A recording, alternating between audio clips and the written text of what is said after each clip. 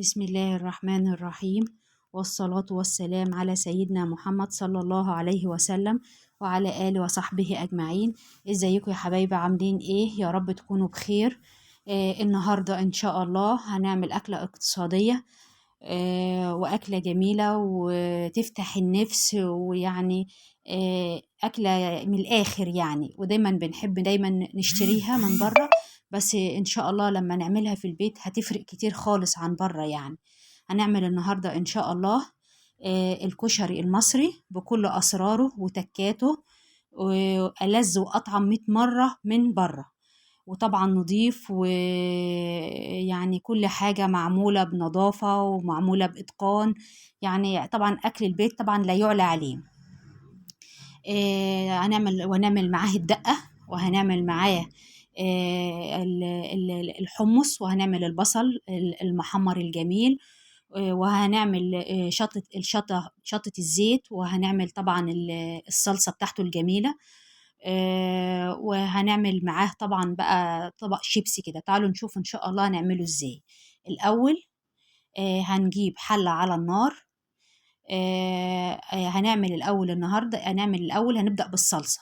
هنجيب حلة على النار، هنحط فيها معلقة سمنة، وبعدين هننزل بمعلقة كبيرة توم مهروس. وطبعا لان طبعا يعني هي الكشر المصري قايم كله على التوم والخل، ويعني دي اغلبيته يعني. هنقلب التوم، وقبل ما التوم يلون هننزل عليه بالخل. يعني التوم مش هيلون، مش هنستنى ان هو يلون، هننزل عليه بخل. وبعد كده هنكون مقطعين البصلة قطع صغيرة، وننزل بيها على طول، بس التوم ما ياخدش لون، يا دوبك يفك كده من بعضه بس. وبعدين هننزل بقيمة 3 معالق كده ولا معلقتين كبار خل. وبعد ما نزلنا بالخل هنقلبه كده مع التوم. وطبعا التوم زي ما انتم شايفين ما خدش لون. وبعدين هننزل ببصلة مقطعة قطع صغيرة، ونص فلفل حامي، ونص قرن فلفل حامي. يبقى نزلنا بالبصلة وبنص قرن فلفل حامي فوق التوم والخل، وهنقلبهم مع بعض. وبعدين هنقعد كده نقلبهم مع بعض، وبعدين هننزل عليهم بمعلقة كبيرة صلصة. دي معلقة صغيرة، هننزل بمعلقتين يعني معلقة كبيرة صلصة، وهنقلب مع بعض. لازم الصلصة تتقلب كويس معاهم، عشان لما ننزل بعصير الطماطم تديلها لون كويس. يبقى هنقلب الصلصة دلوقتي مع الثوم والبصل والخل والفلفل الحامي. لازم نقلبها كده. وبعدين ننزل بعصير الطماطم. هنكون طبعا ضاربين طماطم في الخلاط في حدود مثلا كيلو طماطم ومصفيينه، وهنقوم نازلين به على الخليط ده. لان دلوقتي كده لما الصلصه بتقلبيها على النار مع السمنه مع الثوم مع البصل، وبتاخد شويه، بتخلي الطماطم لونها احمر وحلو. وننزل في حدود كيلو طماطم معصور ومتصفي. دلوقتي نزلنا بقى بالطماطم. يعني الريحه بجد والله ريحته جميله قوي قوي قوي يعني. دلوقتي بقى بعد ما نزلنا بالطماطم هنغطي عليه ونسيبها تتسبك. بس هنحط بقى دلوقتي ملح وفلفل اسود، وديت سكر، على اساس الملح السكر والخل بيحوشوا الحموضه بتاعه الطماطم. السكر والخل بيحوشوا الحموضه بتاعه الطماطم.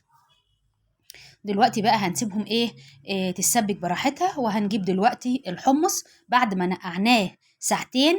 هنجيبه بقى نحطه في الكسرولة، ونحط عليه مية نضيفة بعد ما اتغسل كم مرة، ونحط عليه معلقة صغيرة كمون على ملح وكمون يعني، على اساس برضو ما تيجي يعني تاكليه ما يبقاش مايع، يعني يبقى حلو يعني. ودي الطماطم اهي بعد ما اتسبكت. طبعا يعني هنسيبها تتسبك خالص. ودلوقتي بقى هننزل عليها بعد ما الطماطم اتسبكت خالص، عشان ما تبقاش القوام بتاعها تقيل. هننزل عليها بكوباية مية، وهنسيبها لما تغلي. وبعدين نطفي عليها. والحوض بتاعها طبعا مظبوط احنا شفناه. ومفيش بقى ما عادش ناقصها حاجة، وحطينا المية هتغلي ونطفي عليها. خلاص الصلصة خلصت كده خالص. هنحط بس دلوقتي نص معلقة شطة، طبعا عشان الكشري يبقى لازم يكون سبايسي شوية. خلاص بقى هنجيب دلوقتي العدس ابو جبه. احنا جايبين ربع كيلو، غسلناه كويس من غير نقع ومن غير حاجه، وحطينا عليه الميه وحطينا عليه معلقه ملح وكمون، بس عشان ايه يعني ما يستوي ما يبقاش مايع، يعني يكون حلو كده. ودلوقتي جبنا حله عشان سلق المكرونه، حطينا فيها ميه وحطيناها على النار وسبناها تغلي اليمه التانية، والعدس اهو استوى. هننزله بقى ونطفي عليه. وادي المحلة بتاعت المكرونة، المية بتغلي، نزلنا عليها بملح ونزلنا عليها بمعلقتين كبار زيت. احنا هنسلق نص كيس مكرونة سباكيتي ونص كيس مكرونة صغيرة. المكرونة السباكيتي قسمناها لتلاتة، كسرناها على تلاتة، ونص كيس مكرونة صغيرة. يبقى احنا حطينا نص كيس مكرونة سباكيتي ونص كيس مكرونة صغيرة، وحطينا ملح وزيت.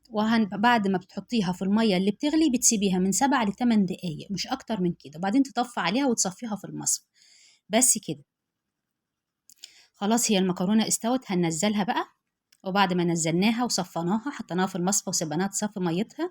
جبنا حلة على النار، حطينا فيها معلقتين كبار زيت، هنسيبهم لما يسخنوا وبعدين ننزل بالمكرونة. ليه عملنا كده؟ على أساس إن المكرونة يبقى فيها لمعة جميلة، وبدل إيه لو سبتيها كده في المصفى هتمسك في بعضها، لكن لما تحطها في الحلة وتلوحيها كده بمعلقتين زيت أو بحتة سمنة، بتبقى بتلمع، وفي نفس الوقت هتلاقيها مفلفلة وجميلة. وحتى لو انت غبتي ممكنك بعد كده بقى ايه تهدي عليها النار وتسخنيها مثلا. فاحنا خلاص كده عملناها وبقت زي الفل، وبنركنها بقى على جنب، يا دوبك دقيقتين اتنين بس على النار وبتطفي عليها، وتسيبيها بقى إيه شوية كده. اما بتبرد بتقلبيها بقى بتلاقيها مفلفلة وجميلة. خلاص كده احنا خلصنا المكرونة. هنجيب بقى نعمل الرز بشعرية. هنجيب الحلة نحطها على النار، نحط فيها معلقة كبيرة سمنة، وإحنا عاملين كوباية رز ونص كوباية شعرية.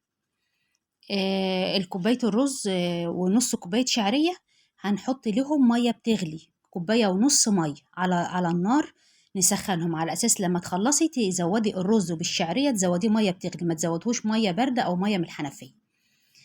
دلوقتي هنقعد بقى نشوح كده الشعرية لحد ما تاخد لون يعني ايه اغمق من الذهبي، شو حاجة بسيطة، ما تخليهوش يعني فاتح قوي، عشان بعد كده لما بيستوي بيرجع يفتح. يعني ايه حاجة بسيطة كده، يعني ذهبي غامق بسيط. والرز طبعا كوباية الرز مغسولة ومصفية، تنزلي بيها على الشعرية، وبتقلبيهم الاتنين، بتشوحيهم مع بعض على اساس ان الرز حباية الرز تتغلف هي كمان بالسمنة، وتقعدي تشوحيهم كده في قيمة دقيقتين تلاتة، بتبقى الرز كده بيفلفل وبيبقى جميل، وبيبقى يعني شارب من السمنة، بيبقى ايه مفلفل او حلو، احسن ما تحطيه وتقومي حاطه فوقه على طول. تشوحيهم كده شوية، وبعدين بقى ايه انا حاطه على النار كوباية ونص مية بتغلي، وتقومي تزودي بيهم الرز بشعرية وتحطي الملح وتسيبي بقى إيه يستوي مع نفسه كده. دلوقتي بقى شوحناهم، يعني شوحنا الرز والشعرية مع السمنة كويس، واتأكدنا ان هو بقى يعني الرز عد مفلفل كده وحلو. هننزل بقى عليه بالمية المغلية، كوباية ونص مية. المية بتغلي اهي، علشان كده الرز بقى هيقوم على طول. وبعدين هنحط بقى عليه الملح وننقله على العين التانية، ونسيبه بقى يستوي، ولما يشرب المية بنهدي عليه، وبعد شوية لما نقلبه بالمعلقة ونرجع نهدي خالص بقى، ونسيبه بقى يتردد مع نفسه كده. احنا كده حطينا المية، هنغطي على الحلة وننقلها على العين التانية. جبنا البصل، حطينا عليه معلقة سكر، معلقتين صغيرين نشا، معلقتين صغيرين دقيق. هنقلب الكلام ده كله مع بعضه على أساس إن البصلة يتغلف بالنشا وبالدقيق وبالسكر. هنقلبه كده كويس مع بعضه زي ما انتوا شايفين اهو، على اساس ان ايه يبقى كله متغلف بالدقيق وبالنشا. وبعدين هنجيب طاسة على البوتاجاز ونحط فيها زيت، وساعة ما الزيت يسخن ننزل بكمية من البصل، مش كل البصل طبعا، على اساس ان هو ايه يعني ينشف كده ويبقى كويس على النار، ونحطه على درجة حرارة مش هادية ومش عالية، اعلى من متوسطة شوية، عشان ايه ما يبقاش طري وعشان ما يشربش زيت.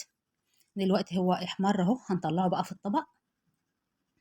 طالع بجد ناشف خالص، يعني مقرمش جميل خالص وحلو. هو طبعا المفروض ان هو كان ايه، يبقى ببصل ابيض.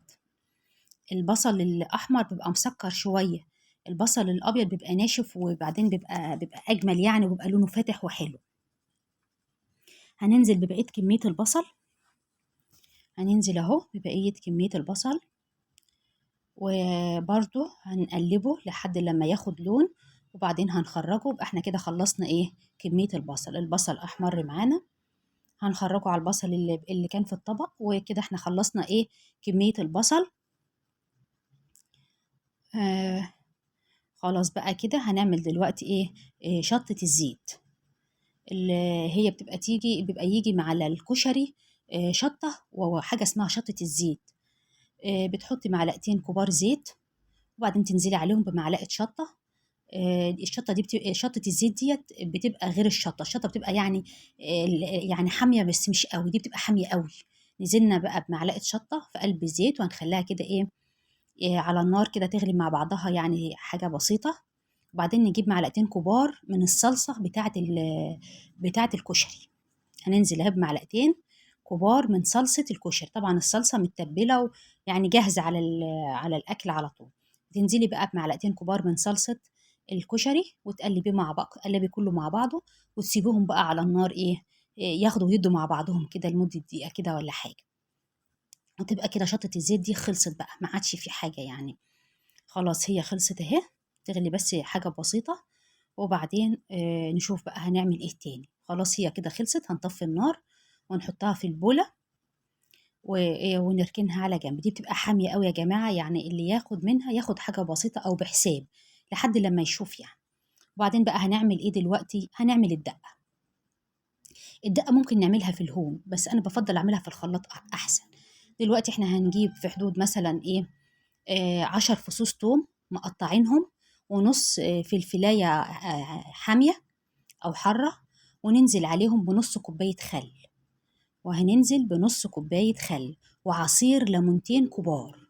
يبقى نزلنا بالفلفل ونص بالفلفل وبالثوم، وبنص كوباية خل وبعصير ليمونتين كبار. وبعدين هننزل بإيه، بملح وكمون، ملح وكمون. وهننزل بمعلقة هريسة شطة. معلقة هريسة الشطة هتخليها حامية أو سبايسي، وفي نفس الوقت هتديلها لون أحمر زي بتاع المطاعم. وبعدين هننزل بإيه، بكوباية مية، أو حسب ما أنت عايزاها مركزة قوي انزلي بنص كوباية مية، عايزاها خفيفة خالص تنزلي بإيه، بأكتر من كوباية مية. أنا نزلت بكوباية مية كده. الدقة حلوة جدا وطعمها جميل جدا، جميلة، لا هي يعني كده وخفيفة ولا تقيلة. وبعدين دلوقتي هنبدأ بقى نجيب طبق التقديم. وهنحط الرز بالشعرية. شوفوا الرز مفلفل هو والشعرية وجميل ازاي. وطبعا ما تنسوناش بقى في اللايك والاشتراك في القناة وتفعيل زر الجرس، وتقولوا لي بقى انتوا بتتابعوني منين. طبعا انتوا ارائكم بتعجبني قوي، ارائكم بتعجبني طبعا، انتوا يعني حبايبي وربنا يخليكم ليا، ما تحرمش منكم ابدا. دلوقتي بقى هننزل بالمكرونه الاسباجيتي والمكرونه الصغيره. طبعا زي ما انتوا شايفين برضو مفلفله وجميله جدا بجد والله. يعني النهارده كان طبق كشري من الاخر، تحفه. وبعدين هننزل بالعدس اهو. طبعا احنا بقى بنحط بكميات كبيره بقى، مش زي المطاعم كده حاجات بسيطه بقى، احنا اللي عاملين بقى وبنكتر يعني. وهننزل كمان بالصلصة. وطبعا تبقي تحطي برضو صلصة في بولة جنب طبق التقديم. اللي عايز يزود صلصة ماشي، على أساس إن براحتكم. اللي عايز مكتفي بكده ماشي، بس بتحطي بولة فيها صلصة جنب هريسة الشطة أو شطة الزيت، وجنب إيه وجنب الدقة. وننزل برضو بالبصل المحمر على الوش، وننزل كمان بالحمص. وعلى فكرة أنا حطيت الدقة وحطيت هريسة الشطة. وبألف هنا وشفا، ومع ألف ألف ألف سلامة.